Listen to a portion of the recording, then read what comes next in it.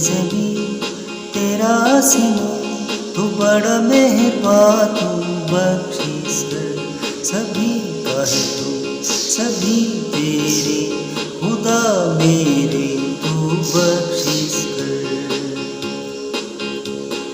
तेरी है ज़मीं तेरा आसमां, तू बड़ा मेहरबान, तू बख्शिश कर सभी का है तू, सभी तेरे खुदा मेरे, तू बख्शिश कर।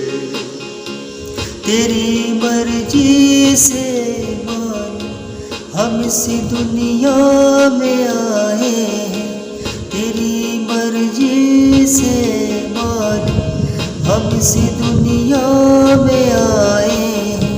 तेरी रहमत और कुदरत से ये जिस्म और जान पाए हैं, तू अपनी नज़र हम पर रखना, इस हाल में है ये नज़र रखना, तू अपनी नज़र हम पर रखना, इस हाल में है ये नज़र रखना।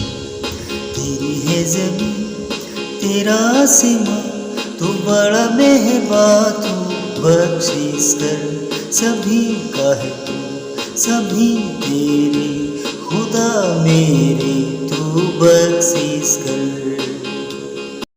Praise the Lord, hallelujah. जय मसीह की। खुदाबंद के कलाम में आएंगे और खुदाबंद का कलाम कहता है, मीका की पुस्तक से आज बात करेंगे, चैप्टर 2, गरीबों पर अत्याचार करने वालों की भर्त्सना। आज खुदाबंद आपसे बातचीत कर रहा है उन लोगों के लिए जिनके रास्ते ठीक नहीं हैं, जो सही तरीके से काम नहीं कर रहे हैं, जो गरीबों पे अत्याचार कर रहे हैं। आज खुदा उनसे बातचीत करता है और उसके बारे में क्या कहता है, इसे ध्यान से सुनिएगा। मीका की पुस्तक 2 चैप्टर 2 अध्याय 1 आयत। हाय उन पर जो बिछौनों पर पड़े हुए बुराइयों की कल्पना करते और दुष्ट कर्म की इच्छा करते हैं, और बलवंत होने के कारण भोर को दिन निकलते ही वे उसको पूरा करते हैं। वे खेतों का लालच करके उन्हें छीन लेते हैं और घरों का लालच करके उन्हें भी ले लेते हैं, और उसके घराने समेत पुरुष पर और उसके निज भाग समेत किसी पुरुष पर अंधेर और अत्याचार करते हैं। 3 आयत में देखिए क्या कहता है, इस कारण यहोवा यूं कहता है कि मैं इस कुल पर ऐसी विपत्ति डालने पर हूँ जिसके नीचे से तुम अपनी गर्दन हटा ना सकोगे, ना अपने सिर ऊंचे किए हुए चल सकोगे, क्योंकि वह विपत्ति का समय होगा। अगर आप अनर्थ कल्पनाएं करते हैं या कोई आपके पास या आपकी नॉलेज में कोई ऐसा व्यक्ति है जो अनर्थ कल्पना कर रहा है, बहुत उन्नति कर रहा है, बहुत अत्याचार कर रहा है, बहुत सताव दे रहा है, बहुत सता रहा है, तो खुदा आज उससे कह रहा है, खुदा का कलाम उससे बातचीत कर रहा है कि उसका समय जो आने वाला है वो विपत्ति का है। अब विपत्ति उसके घर पड़ेगी।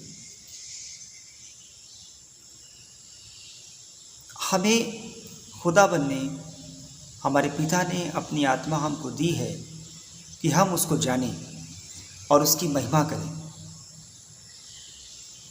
लेकिन हम अपने खुदाबंद को तो जान नहीं पाए, या जानने की कोशिश भी करते हैं तो हम अपने काम भी करते हैं। हम खुदाबंद के काम भी करते हैं, हम अपने भी काम करते हैं, जो पॉसिबल नहीं है। एक साथ, मैंने पहले भी कहा कि 2 स्वामियों की सेवा नहीं हो सकती है।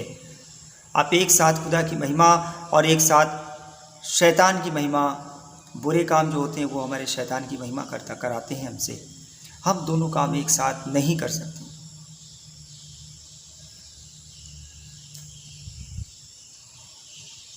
10वीं आयत में कहता है, उठो चले जाओ। खुदाबंद उससे कह रहा है कि उठो चले जाओ, क्योंकि यह तुम्हारा विश्राम स्थान नहीं है, जिसको तुमने किसी के घर से निकाल दिया है, किसी के खेत को तुमने ज़बरदस्ती अपने कब्जे में ले लिया है, अत्याचार कर दिया है उस पर, उसको बेघर कर दिया है। खुदाबंद का कलाम, खुदाबंद आज आपसे कहता है कि उठो चले जाओ, क्योंकि ये तुम्हारा विश्राम स्थान नहीं है। इसका कारण वह अशुद्धता है जो कठिन दुख के साथ तुम्हारा नाश करेगी। जो बुरे बुरे काम किए हैं, अगर तुमने बुरे बुरे काम किए हैं तो तुम अशुद्ध हो गए हो, और यही अशुद्धता तुमको नाश कर देगी। तुम बहुत लंबे समय तक टिक नहीं पाओगे। ये खुदाबंद का वचन कहता है, खुदा का कलाम कहता है, जिंदा खुदा तुमसे कहता है। मैं फिर से रिपीट करूंगा, 2 अध्याय 1 आयत, हाय उन पर जो बिछौनों पर पड़े हुए बुराइयों की कल्पना करते, पड़े पड़े अनर्थ कल्पनाएं, योजनाएं बनाते हैं वो अपने बिस्तरों पर कि कल का दिन निकलेगा तो हम उसको पूरा करेंगे। हाय उन पर जो बिछौनों पर पड़े हुए बुराइयों की कल्पना करते और दुष्ट कर्म की इच्छा करते हैं, और इच्छाएं भी कैसी हैं? दुष्ट कामों की हैं। और बलवंत होने के कारण, क्योंकि बलवंत होते हैं, सामर्थी होते हैं, ताकतवर होते हैं, इस कारण वो करते हैं, इस काम को कर लेते हैं, क्योंकि वो बलवंत हैं, ताकतवर हैं। बलवंत होने के कारण भोर को दिन निकलते ही वे उसको पूरा करते हैं। वे खेतों का लालच करके उन्हें छीन लेते हैं। उनके अंदर लालच बहुत होता है और वो सोचते हैं ये भी मेरा हो जाए, उसका भी मेरा हो जाए, ये खेत भी मेरा हो जाए, ये ज़मीन भी मेरी हो जाए। उसको वो लालच करके छीन लेते हैं। छीन लेने का मतलब होता है ज़बरदस्ती ले लिया। वो नहीं चाहता था, कोई इंसान, कोई गरीब व्यक्ति किसी ज़मीन को देना नहीं चाहता है, तुमने उसको ज़बरदस्ती धमका के, तुमने उसको ज़बरदस्ती बोल दिया कि हम इसका कुछ मूल्य भी दे देंगे, लेकिन उसको ले लिया। और तुम बलवंत हो, तुम सामर्थी हो, ताकतवर हो, इसलिए वो बेचारा कुछ नहीं कर पाया। लेकिन तुम्हें ये नहीं मालूम कि तुमको तुम्हारे बनाने वाला तुमसे ज़्यादा सामर्थी है। और वो कह रहा है कि जो तुम अत्याचार कर रहे हो, जो तुम अत्याचार कर रहे हो, अब तुम पर विपत्ति का समय आने वाला है। आज आप देख रहे होंगे, न्यूज़ में भी सुन रहे होंगे, बहुत अत्याचार हो रहा है गरीबों पर, किसानों पर भी अत्याचार हो रहा है। आज खुदाबंद बातचीत कर रहा है। खुदाबंद आज उनको बता रहा है, और वो बता रहा है, कह रहा है 10वें वचन, उठो चले जाओ, क्योंकि यह तुम्हारा विश्राम स्थान नहीं है। इसका कारण वह अशुद्धता है जो कठिन दुख के साथ तुम्हारा नाश करेगी। अशुद्ध हम कब होते हैं? हम अशुद्ध सिर्फ खाने से नहीं होते, हम अशुद्ध बुरे कामों से होते हैं। जब कोई ऐसा काम हम करते हैं जो खुदा की दृष्टि में ठीक नहीं है तो हम अशुद्ध हो जाते हैं। जब कोई ऐसा काम जो हमारी खुदा की आत्मा को शोकित करता है तो हम अशुद्ध हो जाते हैं। जब कोई ऐसा काम जिससे हम खुद भी कभी कभी महसूस करते हैं कि हमने गलत कर दिया है तो हम अशुद्ध हो जाते हैं। जब कोई अत्याचार हम करते हैं, जब कोई हम ऐसे बात करते हैं जिससे किसी को कष्ट पहुंचता है, जिससे किसी को दुख पहुंचता है, जब हम किसी के किसी हक को मार देते हैं तो हम अशुद्ध हो जाते हैं, हम में अशुद्धता आ जाती है। और आज खुदा का कलाम कह रहा है कि तुम्हारी अशुद्धता तुम्हारे विनाश का कारण बनेगी। यही अशुद्धता तुम्हारे विनाश का कारण बन जाएगी।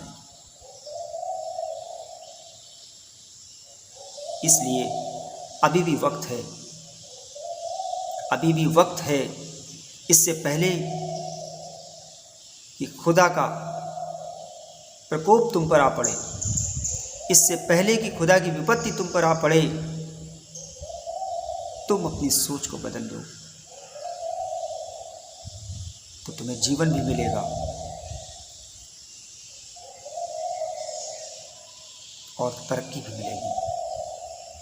लेकिन अगर अपनी सोच को नहीं बदलते हो,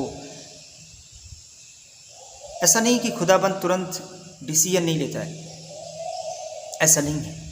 जब कोई पापी पाप करता जाता है तो हम कभी कभी सोचते हैं कि ये इतना टाइम क्यों लगा रहा है, क्या हो रहा है, ये इतना पाप कर रहा है, खुदाबंद देखता क्यों नहीं है।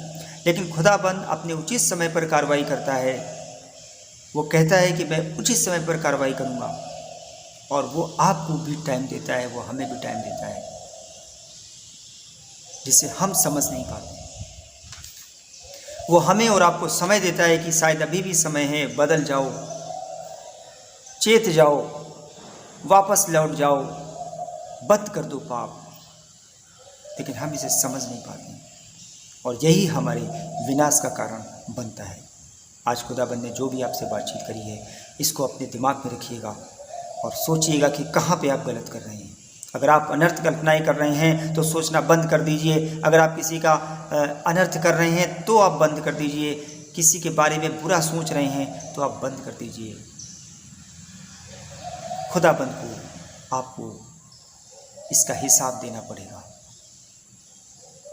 आप इस मैसेज से आज जो भी खुदाबंद ने आपसे बातचीत करी है, शायद वो आपको बेहतर तरीके से समझ में आ गई हो। जय मसीह।